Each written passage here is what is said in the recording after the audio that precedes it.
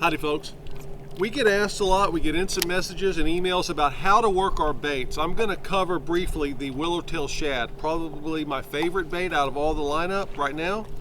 And it's got a lot of buoyancy to it. So what you want to do when you fish the willowtail is fish it in shallower water, like thigh deep water like we're in now, or less, with a light jig head such as the 3/32 spring lock with a short shank hook. This is a very lazy acting bait. So that's why I like to fish it, because even if the fish aren't very hungry, they're going to likely swipe at it and eat it. So when I fish the bait, make a cast out there, let it flutter down just a little bit, keep it right above the grass. Little bitty twitches with your rod tip and catch up with the slack.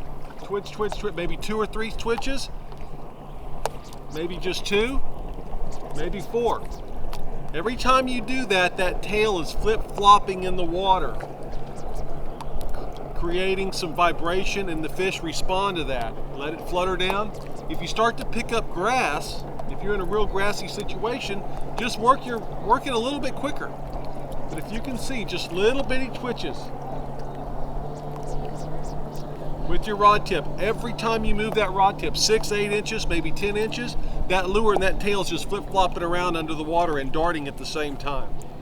That's how I like fishing the willowtail. And we're in real grassy situation right now, and I can barely feel the top of those blades of the grass. And as you can see, I bring it in, very little grass. I've got one little blade of grass on there. So it really didn't affect anything at all. But when you're fishing, we got Josh hooked up. See, I just cast over there, and this guy comes in and has to catch a fish. Now Josh is fishing the ball-tail shad. He likes that. He'll discuss that in a second. So he just had to do that.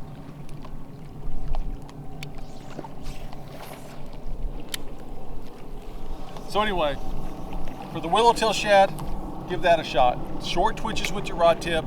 Every time you twitch, the tail's going to flip-flop around a little bit. Let it flutter back down. Do it again.